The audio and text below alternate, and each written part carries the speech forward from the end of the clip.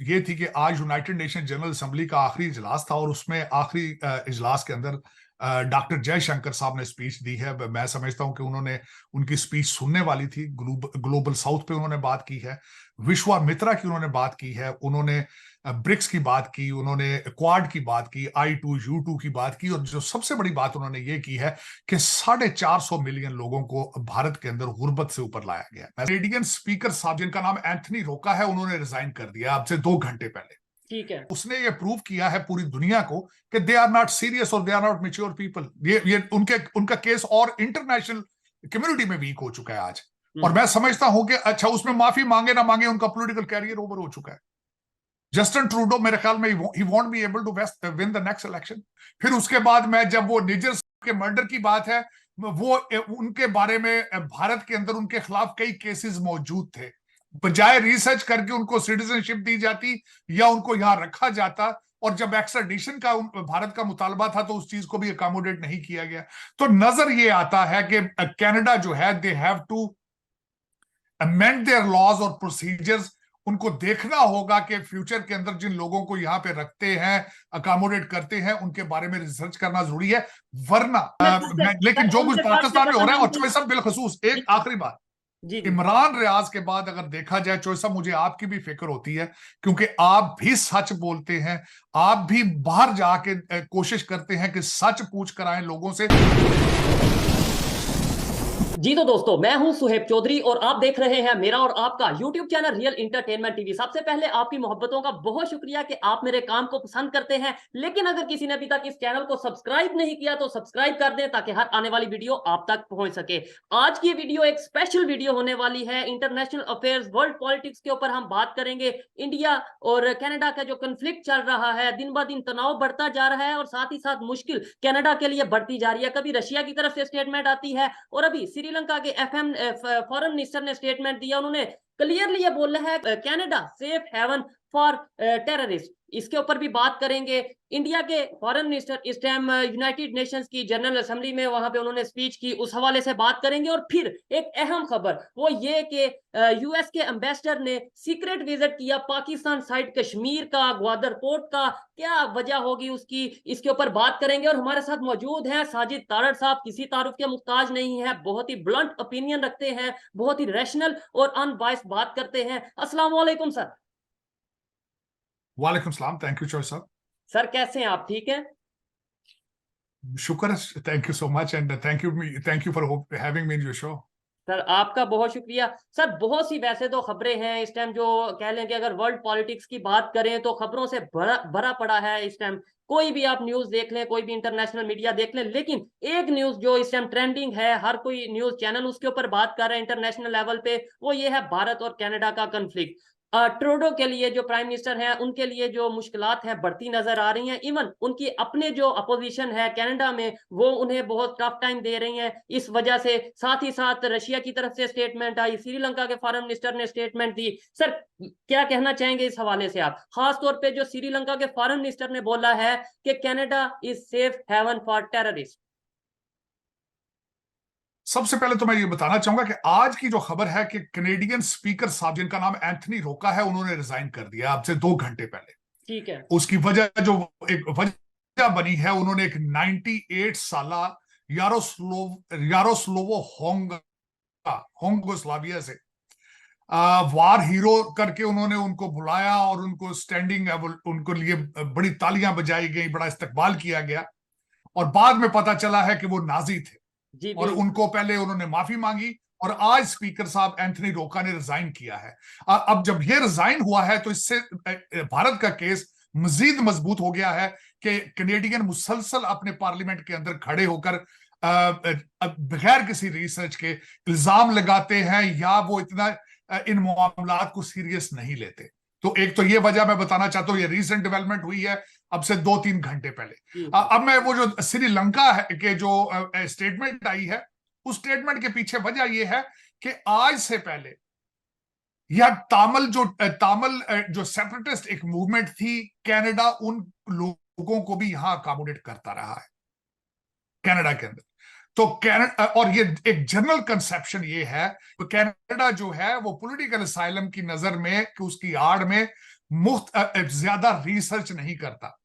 मैं जब देख रहा था बातें, तो इन्होंने देखें, अब जब बगैर रिसर्च किए किसी को बुला के अपनी कैबिनेट में उसको हाईएस्ट अवार्ड देना, फिर उसके बाद मैं जब वो निजर के मर्डर की बात है, वो उनके बारे में भारत के अंदर उनके खिलाफ कई केसेस मौजूद थे, बजाय रिसर्च करके उनको सिटीजनशिप दी जाती या उनको यहां रखा जाता, और जब एक्स्ट्राडिशन का भारत का मुतालबा था तो उस चीज को भी अकोमोडेट नहीं किया गया।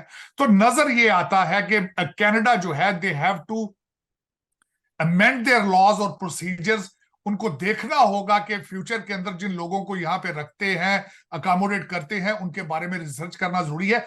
वरना श्रीलंका की जो बात है, जो उन्होंने फॉरेन मिनिस्टर ने की है, वो फिलहाल ठीक लगती है। 26 एक्स्ट्राडिशन के केसेस थे जो भारत ने कनाडा से कहा था कि इन लोगों को हमारे हवाले किया जाए, और एक भी एप्लीकेशन जो है, एक भी रिक्वेस्ट अकोमोडेट नहीं की गई। लेकिन इससे मैंने पहले आपको अर्ज किया था कि जस्टिन ट्रूडो सियासी कश्मकश में घिरे जा चुके हैं। अपना सियासी जो उनकी इक्विटी थी, वोट बैंक, वो लूज कर, और कई पोल आ चुके हैं कि आज अगर इलेक्शन कराया जाए तो वो इलेक्शन लूज कर जाएंगे। तो दर हकीकत कनाडा को, एज ए वहां की एस्टेब्लिशमेंट को, कैनेडियन गवर्नमेंट को, वहां के सियासतदानों को फ्यूचर के अंदर कनाडा का जो एक इमेज है उसको ठीक करना होगा। वरना जिस तरह बताया कि अब लोग बात करते हैं कि 1985 की हाईजैकिंग में जो लोग इन्वॉल्व थे उनको भी यहाँ पे पॉलिटिकल असाइलम दिए गए। फिर उसके बाद जिन लोगों को दूसरे ममालिक दहशतगर्द करार देते हैं उनको कनाडा रिफ्यूज प्रोवाइड करता है। तामिल टाइगर्स जो थे श्रीलंका, बिल्कुल ठीक कह रहे हैं, उनको भी अकोमोडेट किया जाता था वहां पे। तो ये एक अमाजगा बनती जा रही है टेररिस्ट लोगों की, ट्रबल मेकर्स की। जिस तरह मैंने आपको बताया था कि अभी रिसेंट एक मर्डर हुआ है वहां पे, जिसके ऊपर जो गिल साहब थे वो मर्डर हुए हैं, और वो वहां पे जो उसके ऊपर इल्जाम है कि गैंग मर्डर हुआ है वो। तो ये फिर एक क्राइम की और दहशतगर्दी की एक अमाजगा बनता जा रहा है। कनाडा को अपना इमेज फ्यूचर में चेंज करना होगा, वरना दे विल स्टे बिहाइंड, दूसरी दुनिया से पीछे रह जाएंगे। डेफिनेटली ऐसा ही यार। कुछ लोग तो अभी कंपैरिजन करते नजर आ रहे हैं कि भाई पाकिस्तान के रास्ते पर चल पड़ा है कनाडा, या पाकिस्तान जिस तरीके से गलतियां कर चुका है पास्ट में वही शायद अब कनाडा करता नजर आ रहा है। सर कुछ लोगों का पाकिस्तान में, जब आपको पता है मैं पब्लिक ओपिनियन लेता हूँ, लोगों से जाके बात करता हूँ और इंटरनेशनल अफेयर्स के ऊपर हम कोशिश करते हैं बात कीजिए। कुछ लोग ये कहते हैं कि भाई श्रीलंका ने अगर इंडिया की फेवर कर दी कोई बड़ी बात नहीं है, बांग्लादेश ने अगर इंडिया की फेवर कर दी कोई बड़ी बात नहीं है, ये जितने भी छोटे कंट्रीज हैं इंडिया के नेबरिंग कंट्री हैं छोटे, वो तो उनके जेरे असर हैं, जेरे साया हैं, और इंडिया जैसा चाहता है वैसी स्टेटमेंट कहलवाता है। सर आपको इस चीज में कोई मतलब ऐसी जान दमखम लगता है कि भाई इंडिया के कहने की वजह से श्रीलंका ने ऐसी स्टेटमेंट दी होगी? मैं उन लोगों के लिए सबसे पहले बताना चाहूंगा कि जब श्रीलंका के अंदर फाइनेंशियल क्राइसिस आए थे, सबसे पहले भारत ने जाके उनकी मदद की थी। उनको याद होना चाहिए।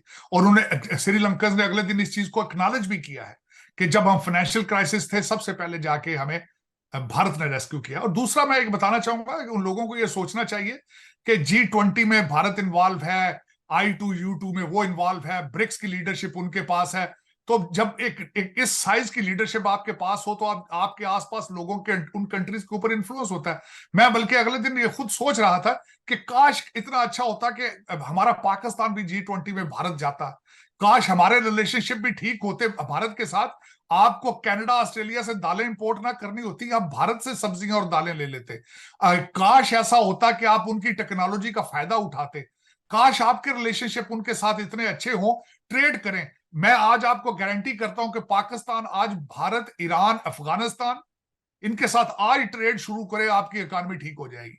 लेकिन आपका इस वक्त अगर देखा जाए तो उस आप रीजन में बिल्कुल आइसोलेटेड हैं। उस आपके जिन कंट्रीज का मैंने नाम लिया, इंक्लूडिंग चाइना, आप कहते हैं हम चाइना के इजराइल हैं, लेकिन आप उनके इजराइल नहीं हैं। मेरी ख्वाहिश है कि आप चाइना के इजराइल बन जाएं, लेकिन आप उनके भी नहीं हैं।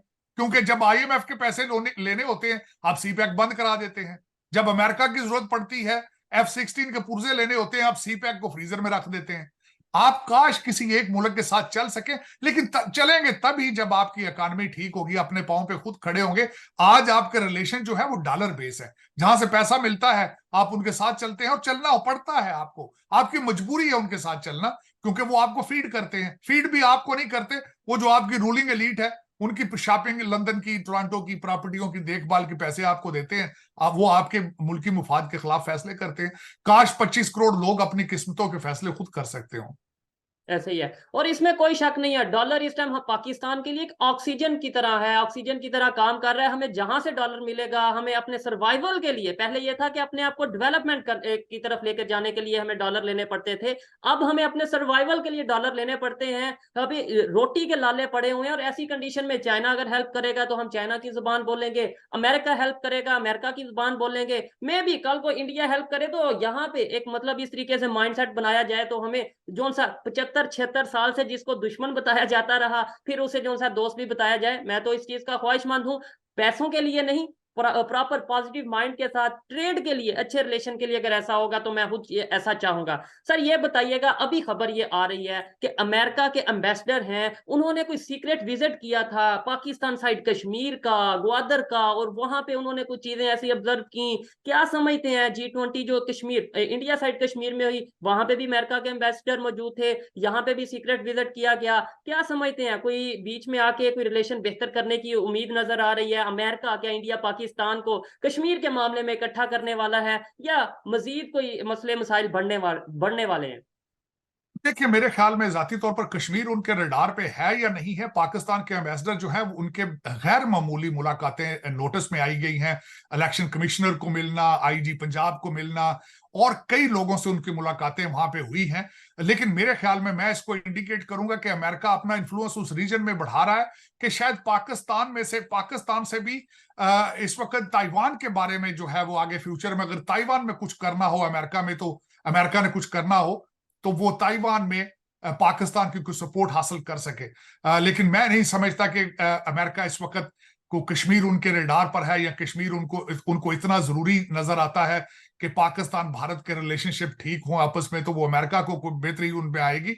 मैं आई डोंट थिंक सो। दूसरा, पाकिस्तान को साथ रखने में वो चाइना को आइसोलेट करना चाहते हो, ताइवान में सपोर्ट हासिल करना चाहते हो, यूक्रेन के अंदर उन्होंने सपोर्ट हासिल की है। यहाँ पे एक जो न्यूज़पेपर है पिछले दिनों, जिसको इंटरसेप्ट कहा जाता है, जिन्होंने पहले इमरान खान साहब के साइफर को यहाँ पे प्रिंट किया था, उन्होंने पिछले दिनों खबर दी थी, ये उनकी खबर थी, ये मेरी खबर नहीं है, कि पाकिस्तान ने IMF का पैकेज जो है वो उसके ऊपर सौदेबाजी की है, और यूक्रेन को गोला बारूद जो है वो दिया है, उसके बारे में था। तो इस तरह की चीजें उनके कश्मीर नहीं, कई और उनके मामलात ऐसे हैं जिनकी वजह से वो अपना अमेरिकन इंटरेस्ट जो है वो अपना हासिल करते हैं।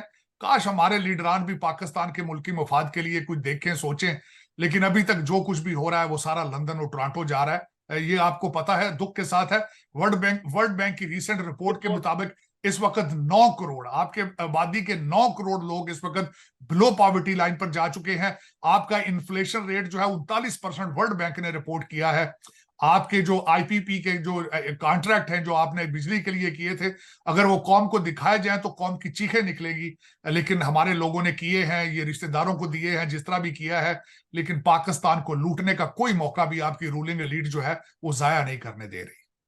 ठीक है सर, और डेफिनेटली जो अभी वर्ल्ड बैंक की रिपोर्ट आई है, ये हमें हम थोड़ी बहुत खबर रखते हैं, थोड़ा बहुत इस फील्ड में है, काम करते हैं, तो आइडिया है। आम इंसान को वर्ल्ड बैंक की रिपोर्ट का क्या पता? आम इंसान को क्या पता कि पाकिस्तान दिन ब दिन किस दलदल में फंसता जा रहा है? हमें अभी भी बेहतरी के बारे में नहीं बताया जाता, अभी भी हमें विजन नहीं दिया जा रहा। शायद इसी वजह से कभी कुछ लोग ये कहते हैं कि भाई पाकिस्तान से बेहतरी की उम्मीद नहीं है। सर अभी एक और खबर थी, इसके ऊपर भी मैं आपसे जरूर ओपिनियन लेना चाहूंगा, क्योंकि आप अमेरिका में मौजूद हैं, और अमेरिका से ही खबर है कि भाई इंडिया के बाद, यानी आउटसाइड इंडिया, दुनिया का सबसे बड़ा मंदिर अमेरिका में बनाया जा रहा है, जिसकी बुनियाद रखी जा चुकी है। इसके बारे में क्या कहना चाहेंगे? एक साइड पे दुनिया का सबसे बड़ा मंदिर अमेरिका में बनाया जा रहा है, हिंदू मंदिर, और दूसरी साइड पे इस्लामोफोबिया की भी बात की जाती है वहां पे। क्या अभी भी इस्लामोफोबिया उसी तरीके से बात की जा रही है? कहीं वहां पे मसाजिद भी इसी तरीके से बनाई जाती हैं?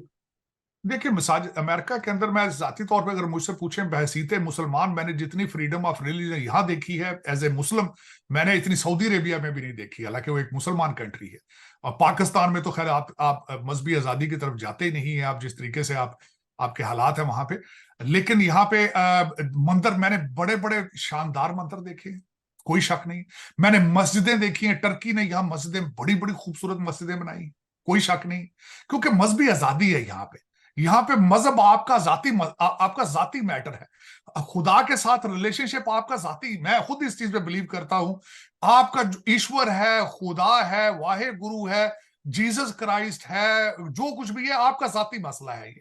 आपको बहसीते इंसान, अगर अच्छे इंसान नहीं है तो आप कुछ भी नहीं है, लेकिन अगर अच्छे इंसान है तो तभी आप अच्छे हिंदू, अच्छे मुसलमान, अच्छे सिख बन सकेंगे। हर मजहब की प्रीचिंग, मैंने बहुत पढ़ा है मजाहिब के बारे में, तो सब हर मजहब यही प्रीच करता है, एक दूसरे से मोहब्बत करो, प्यार करो, बड़ों की इज्जत करो, और यही सारा मजहब। लेकिन हम इस पे अमल नहीं करते। मैं एक छोटी सी मिसाल आपको देना चाहूंगा। आप सारा दिन जो है एक दूसरे को कहते हैं अस्सलाम वालेकुम व रहमतुल्लाह बरकात, कि तुम्हारे ऊपर सलामती हो, बरकते हो, लेकिन आप एक दूसरे की कमर में छुरियां मार रहे हैं, फ्रॉड कर रहे हैं, जेबें काट रहे हैं।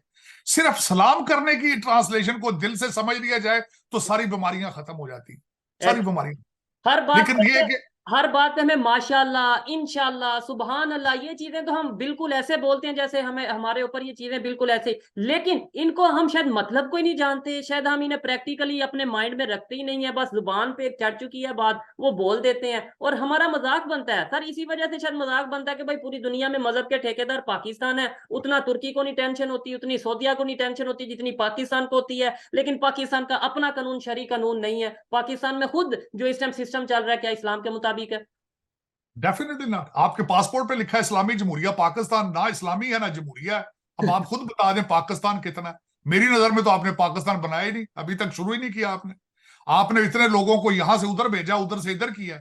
मुहाजिरीन को आपने कहा कि आओ आपको इस्लाम दें, मारी खब्बी तकाई खब्बी तो मारी सज्जी तुसा उन्होंने। कोई इस्लाम वाली गल नहीं होती, केड़ी गल जी इस्लाम वाली होती। सारी दिहाड़ी एक एक गली 6-6 मस्जिदां ने, और हर मौलवी दूजे मौलवी ਨੂੰ कह रहा है काफिर है। देख लो जो नहीं हो रहा, दसो मैंने उसे। हाँ जी, ये पहला तो क्या ਜਾਂਦਾ ਸੀ कि भाई ਅਸੀਂ ਜਿਹੜਾ ਨਾ जिहाद करना है अपना नॉन मुस्लिम ਦੇ अगेंस्ट जिहाद करना होन ਤੇ मैं समझना वा जो पाकिस्तान ਵਿੱਚ ਇਸ ਟਾਈਮ 97% 95% ਆਲਮੋਸਟ ਮੁਸਲਮਾਨ ਨੇ ਕਿ 100% ਵੀ ਹੋ ਜਾਣਗੇ ਲੜਾਈਆਂ ਇੰਜ ਹੀ ਰਹਿਣਗੀਆਂ। ਪਹਿਲਾਂ ਹੁੰਦਾ ਸੀ ਕਿਧਰੇ ਜੀ ਮਿਨੋਰਿਟੀ ਦੇ ਉੱਤੇ ਜ਼ੁਲਮ, ਫਿਰ ਉਸ ਤੋਂ ਬਾਅਦ ਹੋ ਜਾਏਗਾ ਸ਼ੀਆ ਸੁन्नी ਦਾ, ਵਾਬੀ ਦੇਵਬੰਦੀ ਦਾ। ਇਸ ਤਰੀਕੇ ਨਾਲ ਇਸ਼ੂ ਜਿਹੜੇ ਨੇ ਨਾ ਅਸੀਂ ਆਪਸ ਵਿੱਚ लड़ते रवांगे। बिल्कुल, वेरी ट्रू। और सब तो बड़ी गल और सबसे बड़ी बात जो मैं चौधरी साहब कहता हूं कि मजहब की फिलॉसफी को, उसके ओरिजिन को, उसके स्पिरिट को आपने नहीं समझा। रिचुअल्स पे जोर है। जितने ज्यादा फ्राडिये जखीरा दोज हैं वो हर साल हज भी कर रहे हैं, उमरा भी कर रहे हैं। यही है सर। एक और चीज है यहाँ पे, मैं पाकिस्तान की अगर बात करूं, एंकर इमरान रियाज खान है, उन्हें रिलीज किया गया है और उन्हें जो घर पहुंच चुके हैं, जो उनकी देखने में जो उनका कंडीशन है बहुत ही हैरत अंगेज लगती है। क्या कहना चाहेंगे, 4 माह कहाँ पे रहे होंगे? और उसके बाद फ्रीडम ऑफ स्पीच की अगर पाकिस्तान में बात करें तो आज के दौर में आपको लगता है कि पाकिस्तान में फ्रीडम ऑफ स्पीच वैसी है जैसे कि वेस्ट में है, जैसे किसी एक कंट्री में होनी चाहिए, एक डेमोक्रेटिक कंट्री में? तो ऐसा मैं आपको 2-4 चीजें पहले तो इमरान रियाज के हवाले से बताना चाहूंगा कि मेरे एक दोस्त, करीबी दोस्त जो कि जर्नलिस्ट हैं, वो मिलकर आए हैं और मेरी उनसे फोन पे बात हुई है। इंतहाई अफसोसनाक उनके जो हालात हैं, इंतहाई अफसोसनाक। उनकी सेहत, उनकी स्पीच एबिलिटी उनकी सारी खराब हो चुकी। मुख्तलिफ किस्म की राय हैं। मुख्तलिफ राय ये है, कहते हैं कुछ कहते हैं जी कि नवाज शरीफ साहब ने छुड़वाया इनको, कुछ कहते हैं कि सियालकोट पुलिस वाले वैसे ही दे गए हैं। लेकिन जिन्होंने जो कुछ भी किया है ज्यादती है। अब मैं फ्रीडम ऑफ स्पीच के ऊपर बात करना चाहूंगा। इस वक्त पूरी दुनिया का अगर देखा जाए तो ना अमेरिका में फ्रीडम ऑफ स्पीच है, और दुनिया में कहीं भी अगर देखा जाए तो there is no true freedom of speech. इस वक्त कैंसल कल्चर है, मुख्तलिफ किस्म के लोग बोलियां बोल रहे हैं, जर्नलिज्म खत्म हो चुका है, मीडिया एंटरप्राइज है। हर टीवी चैनल को, हर जो अमेरिका के अंदर, even then CNN, even then Fox, इन सब को कॉरपोरेशन ओन करती हैं। उनका अपना अपना एजेंडा है, अपनी मर्जी की चीजें बोलते हैं, लोगों का माइंड सेट करते हैं। वोटर्स, ये इस तरह समझ लें कि एक कैंपेन चल रही है 24/7 इलेक्शंस की कैंपेन। इंटरेस्ट, वो कहते हैं ना कि स्पेशल इंटरेस्ट को सर्व किया जा रहा है, अफसोस के साथ, दुख के साथ। और इस दौर में खासकर जर्नलिज्म का ना होना, मैं समझता हूं this is a biggest threat of freedom of speech. क्योंकि मुख्तलिफ किस्म के लोग अपने अपने बयानियां देते हैं जिनके पीछे फाइनेंशियल चीजें होती। ओरिजिनल, मैं अब एक अर्ज करना चाहूंगा, ओरिजिनल जर्नलिज्म क्या है कि वो तस्वीर का असली रुख दिखाएं, उसको राइट साइड दिखाएं, लेफ्ट साइड दिखाएं, और लोगों के ऊपर छोड़ दें कि वो अपनी क्या ओपिनियन बिल्ड करते हैं। लेकिन आज ये नहीं हो रहा है, आज ये नहीं हो रहा है। ये सबसे बड़ा प्रॉब्लम है इस वक्त। और जो सच बोल रहे हैं लोग, वो लोग कहते हैं, उनके बारे में मुख्तलिफ किस्म के नाम रखे जाते हैं जो सच बोलना चाहते हैं। लेकिन देखें, लेकिन जो कुछ पाकिस्तान में हो रहा है, और जो सब बिलखसूस, एक आखिरी बात, जी जी इमरान रियाज के बाद अगर देखा जाए, चोई साहब, मुझे आपकी भी फिक्र होती है, क्योंकि आप भी सच बोलते हैं। आप भी बाहर जाके कोशिश करते हैं कि सच पूछ कर आए लोगों से, उनसे निकाल के लाए, उनकी तकलीफें सुन के आए। और जो भी ये इस तरह की चीजें करता है, उसकी उसकी उसकी सेफ्टी जो है, चाहे आप कहीं भी हो दुनिया में, उसके लिए मैं फिक्रमंद हूं उसके लिए। ऐसे ही है सर, आपकी ये फिक्र का बहुत शुक्रिया। लेकिन ये है कि आप जैसे जब बड़े हमारे साथ होंगे, हमारे भाई हमारे साथ होंगे, तो कहीं ना कहीं हौसला रहता है और कहीं ना इंशाल्लाह। कहीं दिल में ये बात रहती है कि भाई देखो, अगर लेट्स सपोज हमारे से कोई कांटेक्ट करता है अदारा, कोई एजेंसी, तो हम ये अपनी चीजें सामने रखेंगे, अपना रिकॉर्ड सामने रख भी चुके हैं कि भाई कहाँ पे हम एजेंट हैं। एक तासुर ये दिया जाता है, ये मिनोरिटी की बात क्यों करता है, ये हिंदुओं की बात ही क्यों करता है, ये अपना क्रिश्चियंस की बात ही क्यों करता है, पाकिस्तान में दूसरे इश्यूज नजर नहीं आते। मैं ये समझता हूँ पाकिस्तान में इस टाइम कौन सा ऐसा इशू है जिसके ऊपर हमने बात नहीं की, कौन सा ऐसा अच्छी चीज है जो हम नहीं दिखा रहे, तो फिर हमें आप पकड़ सकते हैं, फिर आप हमें ब्लेम भी कर सकते हैं। बिल्कुल। चौधरी साहब, मैं सबसे बड़ी बात ये बताना चाहूंगा कि मैं आज किसी से बात कर रहा था। मैं 35 साल अमेरिका में रहा हूं, मैं अपने अंदर से पाकिस्तान नहीं निकाल सका, और जबरदस्त। मैं जख्मी हूं। मेरी ख्वाहिश है, मेरे कान तरस गए हैं कि मेरी मादरे मिल्लत से मेरे लिए कोई अच्छी खबर आए, पाकिस्तान के लिए। मेरे कान तरस गए इस चीज को। और ये सारा मेरा दुख है जो मेरे चेहरे पे सारा आता है, सारा दुख है मेरा। अब जी मुझे जी। ये बताएं, जो सब अपने अपने लिए अच्छा खा लेना जो है वो कोई जिंदगी नहीं है। 9 करोड़ जो मेरे पाकिस्तानी इस वक्त गुर्बत की लकीर से नीचे जा चुके हैं, अगर मैं उनके बारे में बात भी ना करूं तो ये ज्यादती है। ज्यादती है बिल्कुल। मुझे और बताना चाहिए, और जो उनको लूट रहे हैं उनको कंडेम करना चाहिए, उनके ऊपर तनकीद करनी चाहिए। पॉइंट ये आउट लेकिन करना ये चाहिए। मेरे वतन से प्यार है, ये मेरा वतन मेरे से प्यार है। देखिए, मेरी पहचान है पाकिस्तान। मैं जबान बोलता हूं पाकिस्तान की, मैं खाना खाता हूं तो पाकिस्तानी, मैं चलता हूं तो मैं पाकिस्तानियों की तरह चलता हूं। मैं पाकिस्तान को किस तरह बिट्रे कर सकता हूं, सवाल ही नहीं पैदा होता। हाँ, लेकिन एक बात है कि मैं अब इस चीज से बेजार हो चुका हूं, बिल्कुल देख देख के आपने हर हरबा कर लिया है, हर तरीके से पाकिस्तान को लूट लिया है। मैं ये कहता हूं 21st सेंचुरी जियो इकोनॉमिक्स का दौर है। अब नफरतों को खत्म, आपने नफरतें 76 साल की हैं।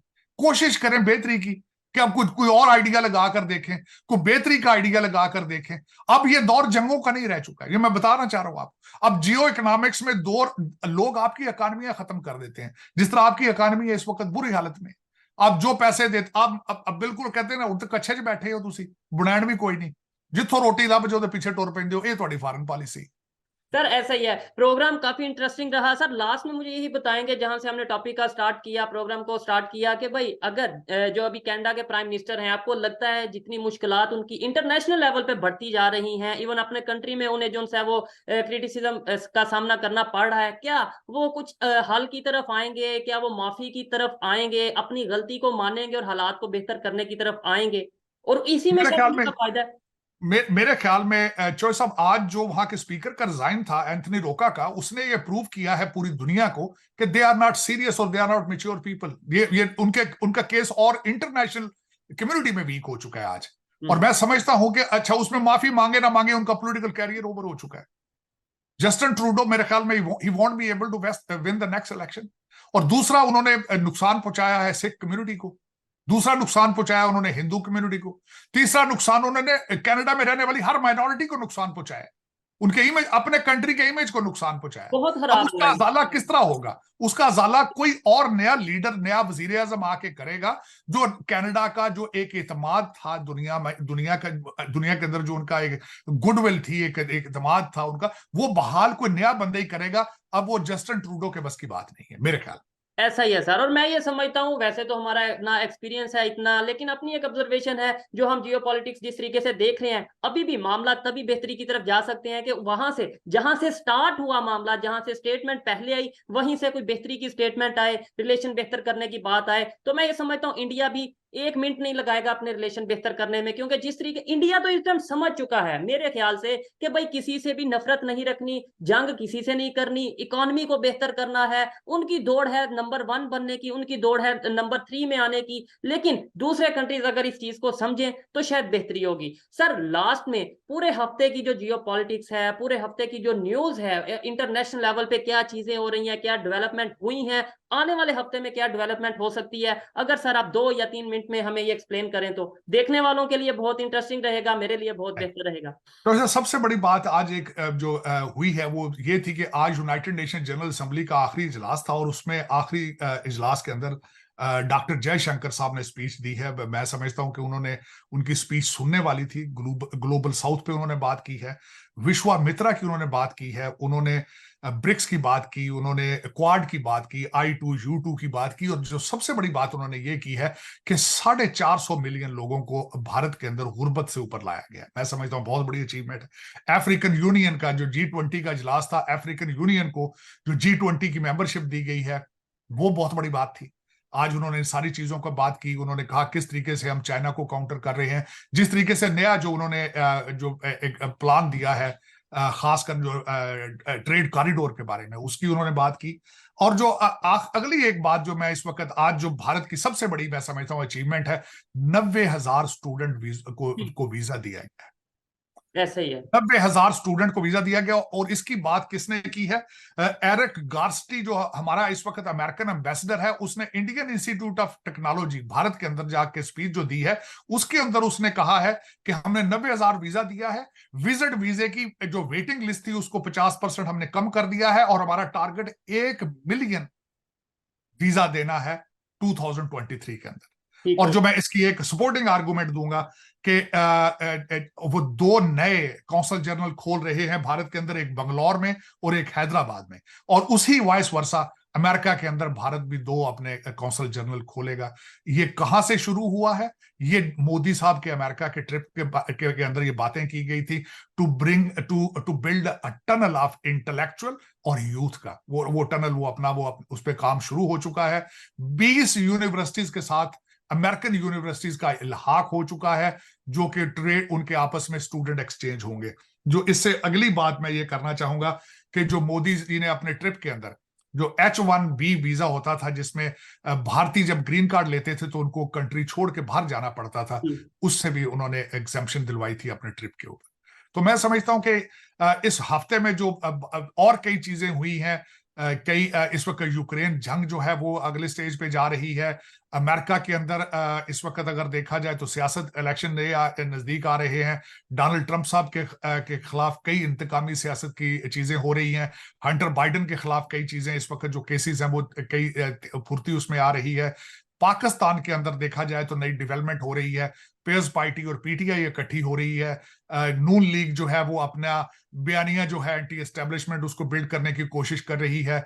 हमारे काकड़ साहब ने बयान दिया है कि इलेक्शन जो है वो इमरान खान के बगैर भी हो सकते हैं। तो सारी कई ये मिली जुली खबरें जिनको मैंने कोशिश किया है कि आखिरी में 1 मिनट के अंदर इसको कवर करूं। जबरदस्त सर, बहुत बहुत शुक्रिया आपके टाइम का। और काकड़ साहब ने एक और भी स्टेटमेंट दी थी, चाहे वो 3 साल पहले दी थी हिंदुओं को लेके पाकिस्तान के, उसके ऊपर नेक्स्ट प्रोग्राम में हम बात करेंगे। बहुत अच्छा लगा आपसे बात करके, बहुत कुछ सीखने को मिलता है हमेशा की तरह। देखने वालों को ये कहूंगा कि आपको तारड़ साहब की बातें, उनकी ओपिनियन कैसी लगी, आप कमेंट में बता सकते हैं। नेक्स्ट किस गेस्ट को हम रिक्वेस्ट करें कि हमारे प्रोग्राम में, ये भी आप बता सकते हैं। मिलते हैं नेक्स्ट वीडियो में, तब तक के लिए पीस आउट, अल्लाह हाफ़िज़।